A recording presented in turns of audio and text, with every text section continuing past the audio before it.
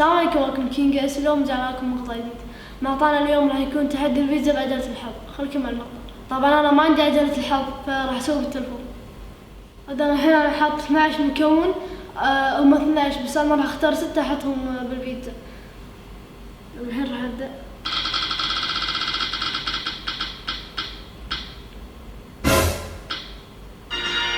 مشروم،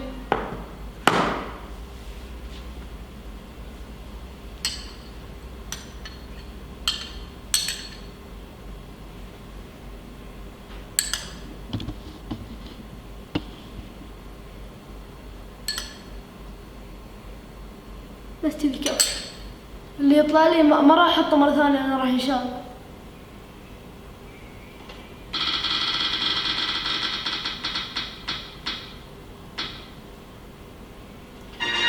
جيب الشرايح بعد كافي.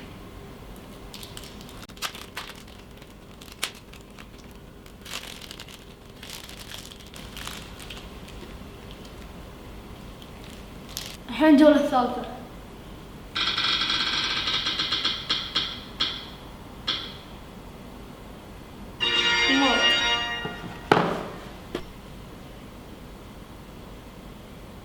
راح احط 2 اللي ما احب الطماط وايد. والحين الجولة الرابعة.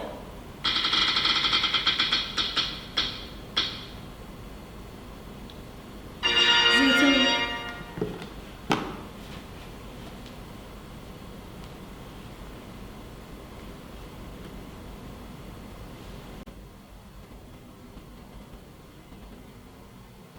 كذي كافي.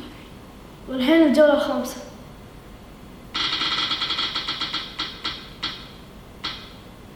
ذرة،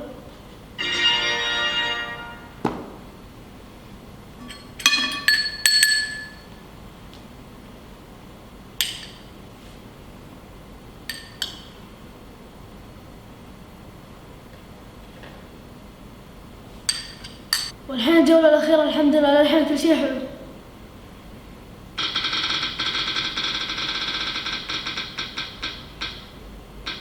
تونة،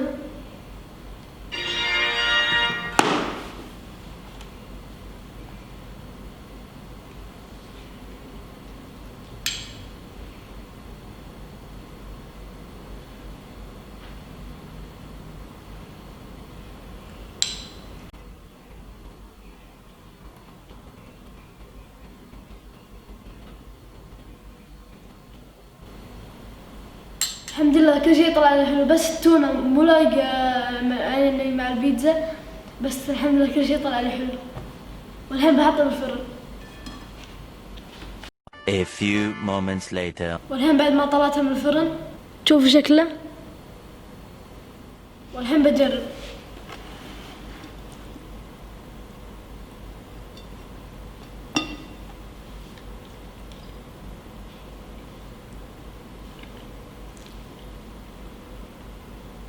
صراحة أول مرة أكل بيتزا بالتونة، بس لذيذة والله أنصحكم فيها. والحين وصلنا لنهاية الفيديو، أتمنى يعجبكم. والله أنا ما توقعت لي حظ عجيب.